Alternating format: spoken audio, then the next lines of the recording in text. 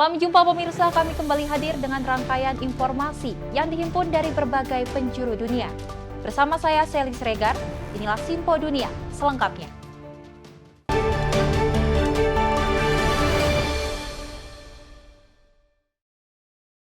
Ya, langsung saja pemirsa, banyak kota di negara bagian barat Amerika Serikat lama dilanda kekeringan. Beragam peraturan kini amat membatasi penggunaan air, dan semuanya ditegakkan dengan ancaman denda. Di Las Vegas, negara bagian Nevada, kehadiran mobil patroli seperti ini membuat warga siaga.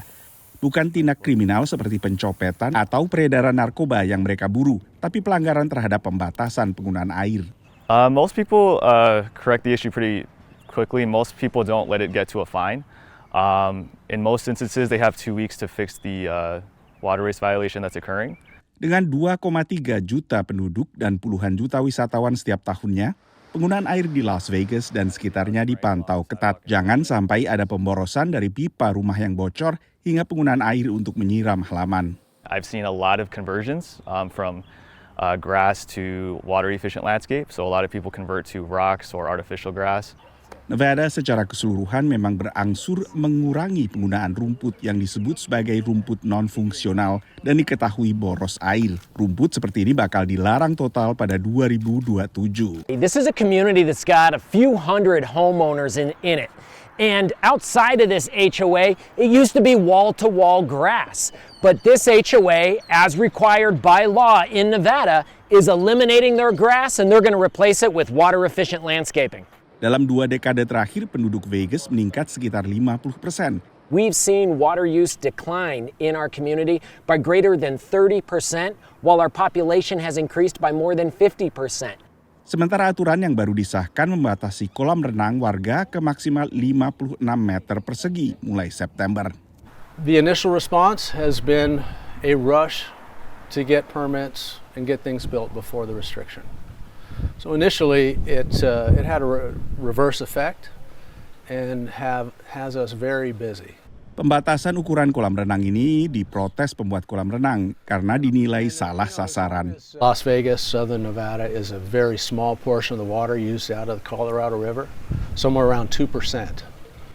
So everything we're doing is great, but it has a very small impact on the total picture. Perjanjian untuk hanya menggunakan 2% air sungai Colorado disepakati pada 1922 saat Las Vegas hanyalah kota kecil. Sebagian kritisi kini mempertanyakan pembatasan ini dengan perkembangan masif kota ini sebagai pusat hiburan dan pertemuan usaha. Meski masih mengundang kontroversi di dalam Las Vegas sendiri, terutama resistensi dari sebagian warga dan juga pemilik usaha, pembatasan penggunaan air seperti yang dilakukan saat ini sedang dikaji dan juga tengah dicontoh oleh sejumlah kota yang juga rawan terhadap kekeringan. Di antaranya Los Angeles, negara bagian California, dan juga Phoenix, Arizona. Dari Washington DC, saya Nova Purwadi dan tim VOA. Tak hanya itu pemirsa, Kenya menghadapi masalah limbah tekstil akibat impor pakaian bekas. Data menunjukkan hampir 30% pakaian bekas yang diimpor mengandung plastik yang tidak biasa. Otoritas Kenya kini mengambil langkah untuk mengendalikan impor pakaian bekas ke negara tersebut. Pasar Gikomba adalah pasar terbesar di Kenya yang menjual pakaian bekas yang dikenal dengan sebutan mitumba. Wendy Mulwa adalah pedagang pakaian bekas yang mengecam apa yang ia sebut sebagai impor mitumba yang berkualitas buruk. Ngwambili mingi ni za kutupa ama za kuuza na bei ya chini. Hairudishi faida tumenunua nayo. Mingi na vichoma. Zile kamera si mingi. Sejumlah pedagang yang ditemui VOA di pasar ini juga menyampaikan keluhan serupa. Klaim mereka didukung oleh sebuah laporan dari organisasi lingkungan hidup Belanda, Changing Markets Foundation. Menurut laporan yang berdasar penelitian di Kenya bersama kelompok lingkungan Clean Up Kenya itu, hampir 30% pakaian bekas yang dikirim ke Kenya dari Eropa dan Inggris terbuat dari bahan seperti polyester dan nilon, keduanya jenis plastik berbasis minyak bumi. A lot of second-hand clothing that is brought into the country is of very low quality. Most of it is not usable. Sekitar 900 juta pakaian bekas diimpor ke Kenya setiap tahun, terutama dari Eropa dan Amerika Serikat, menurut Changing Markets Foundation. Menurut regulator lingkungan Kenya, yakni Otoritas Manajemen Lingkungan Nasional, mereka akan mempelajari laporan itu, tapi menambahkan polusi dari limbah tekstil yang timbul dari impor pakaian bekas belum didokumentasikan sehingga masih belum jelas. Menurut otoritas ini, ada beberapa langkah yang telah diambil, termasuk undang-undang anti-dumping untuk mengendalikan impor pakaian bekas ke negara itu. Kenya is a signatory to the Basel Convention, and Basel Convention puts restrictions on importation of waste. This convention says that people should be able to manage their waste within their boundaries.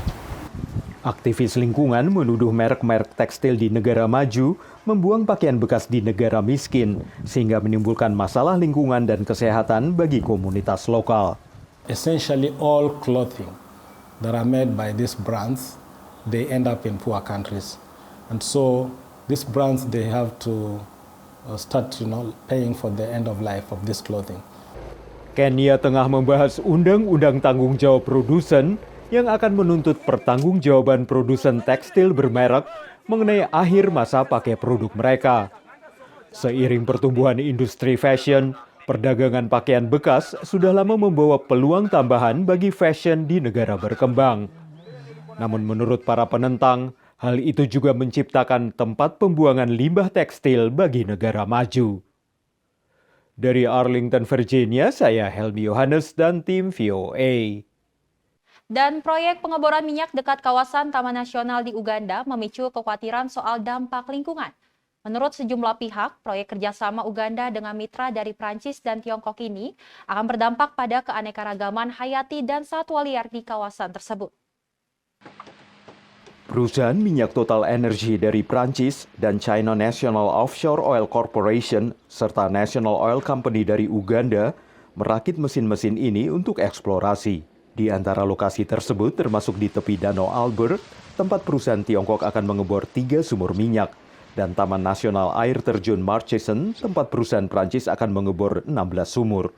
Dalam laporan penilaian dan dampak lingkungan tahun 2018, perusahaan-perusahaan minyak itu mengidentifikasi 32 potensi risiko terhadap manusia dan satwa liar.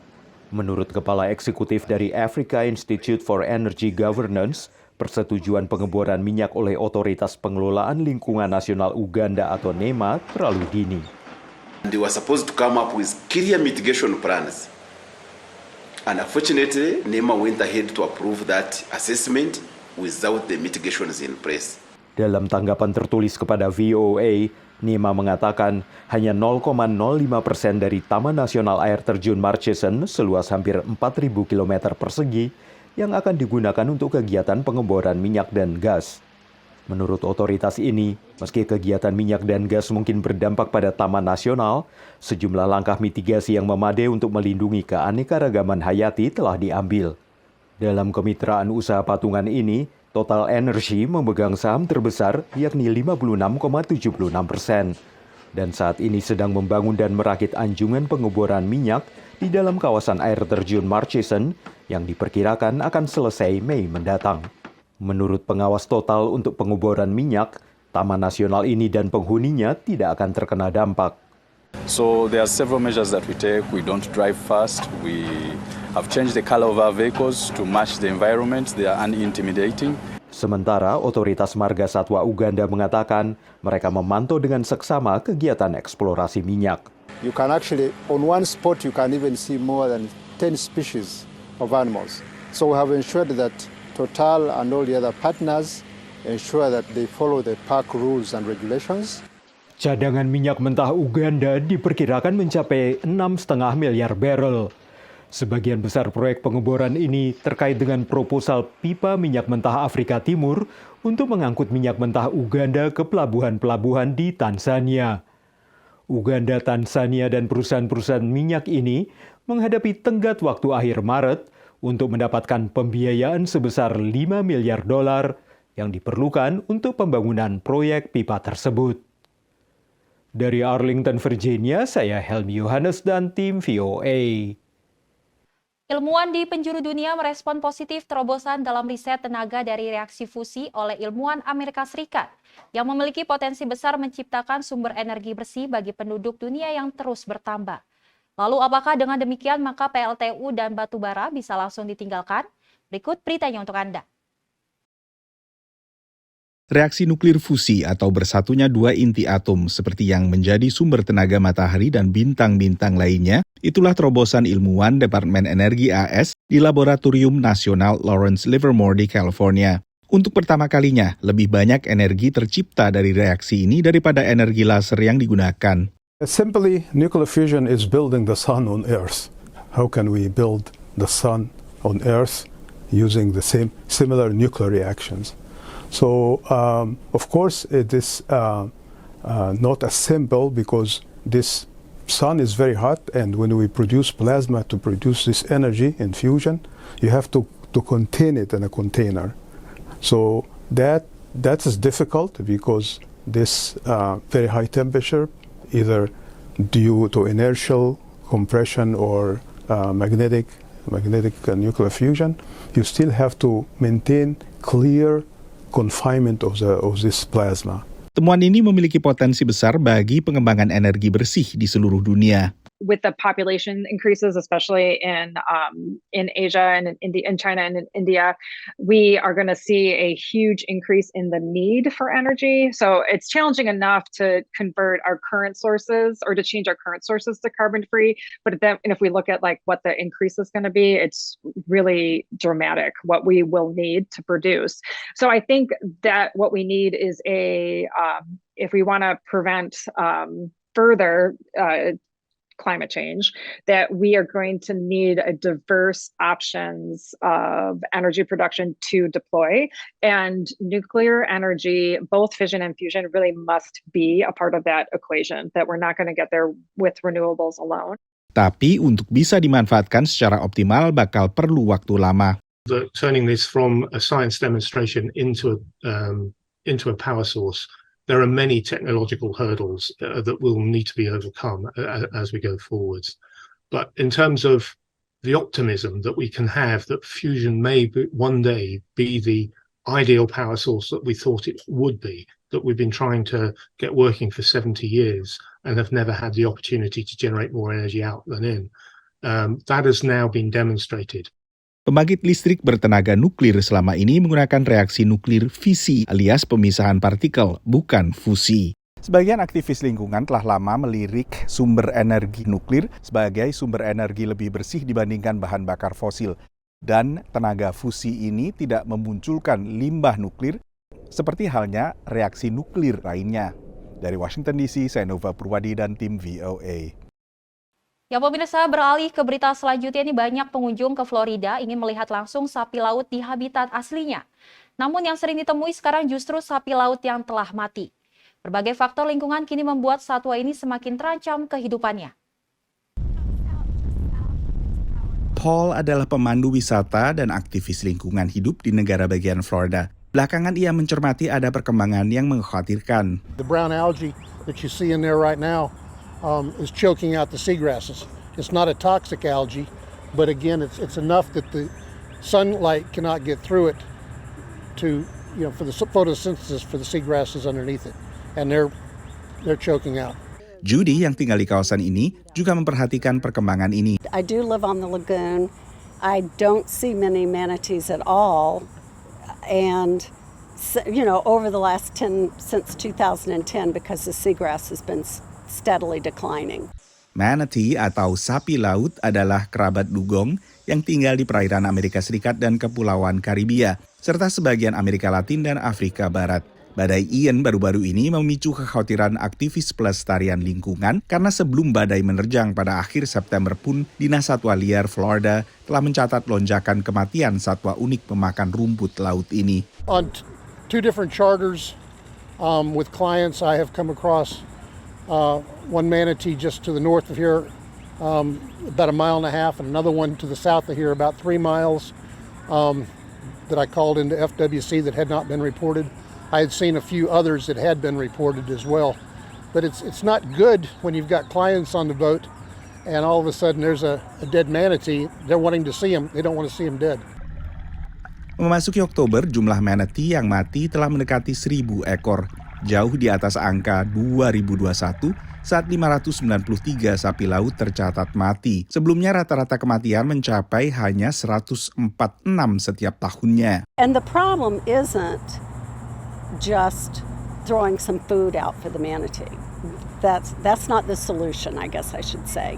I mean, the problem that needs to be remediated is to clean up the water. We've got to reduce the nutrients and the toxins going into the water everywhere throughout the state. Guna mengatasi degradasi lingkungan ini, Dinas Perlindungan Lingkungan Hidup Florida melancarkan program pengurangan polusi yang berandil dalam perbakan alga yang kemudian mencekik rumput laut ini. Sejak 1966, status dari sapi laut di Amerika Serikat adalah endangered alias terancam kepunahan. Lalu pada 2016, statusnya diubah menjadi sekedar threatened atau sekedar terancam saja. Kini muncul desakan agar manatee atau sapi laut kembali statusnya dinaikkan sebagai endangered. Dari Washington DC, saya Nova Purwadi dan tim VOA. Masyarakat asli di pesisir barat laut Amerika Serikat mendorong penghancuran 4 bendungan yang dianggap mengganggu kehidupan salmon. Tetapi menurut pendukung bendungan, keempat bendungan ini adalah sumber penting energi terbarukan dan irigasi pertanian lokal.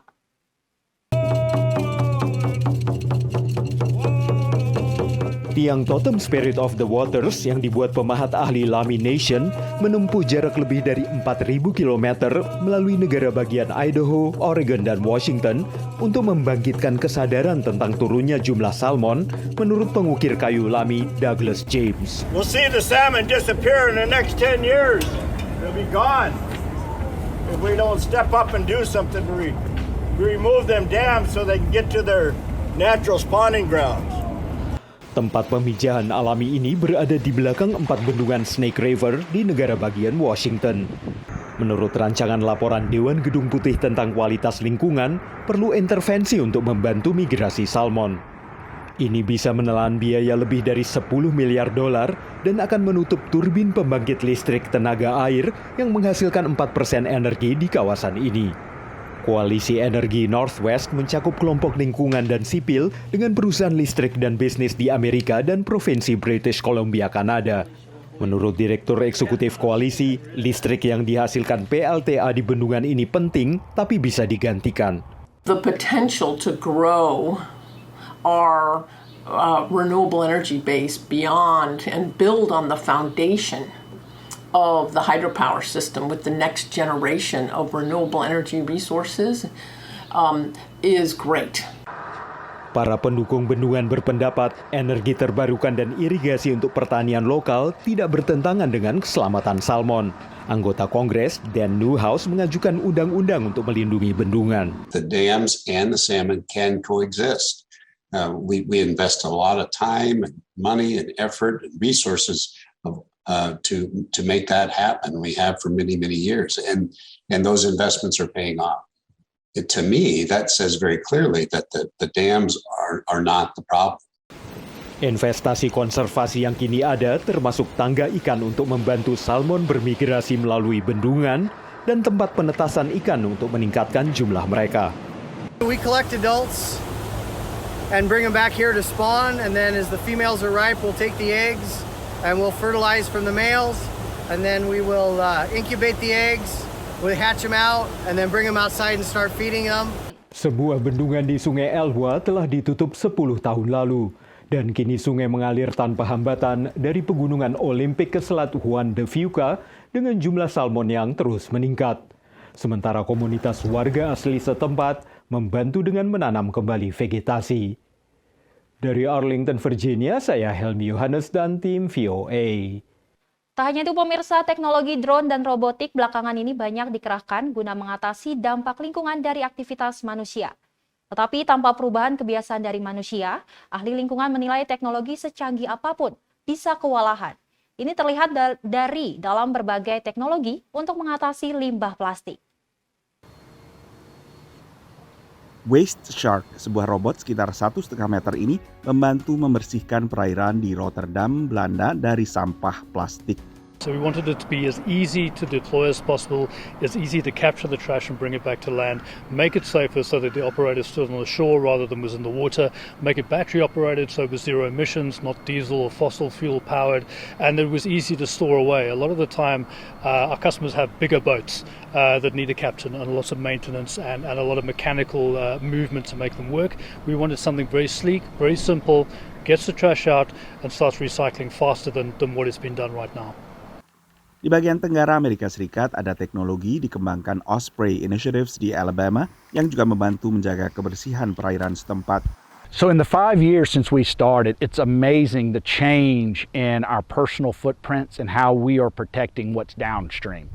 So the products that are out there are becoming more and more recyclable. We love recycling because if it's recycled, it's not becoming litter. So, the awareness, what we're doing and being smart about it, people are really bringing that home, and the best way to fight litter and litter in the water is it never becoming litter on the land. Sementara di Baltimore, negara bagian Maryland, mesin dijuluki Mr. Trash Wheel membantu pembersihan sampah dari perairan setempat. Penelitian baru-baru ini menunjukkan jumlah limbah plastik yang mencemari perairan dan laut di seluruh dunia bisa mencapai sekitar 8 juta metrik ton setiap tahunnya. Dan ini angka rata-rata karena kadang bisa mencapai belasan juta metrik ton. Karena itu penting untuk menangani sampah plastik sebelum bisa mencapai laut. Menurut Direktur Program Penanganan Sampah Laut Badan Pengawas Laut dan Atmosfer AS, NOAA.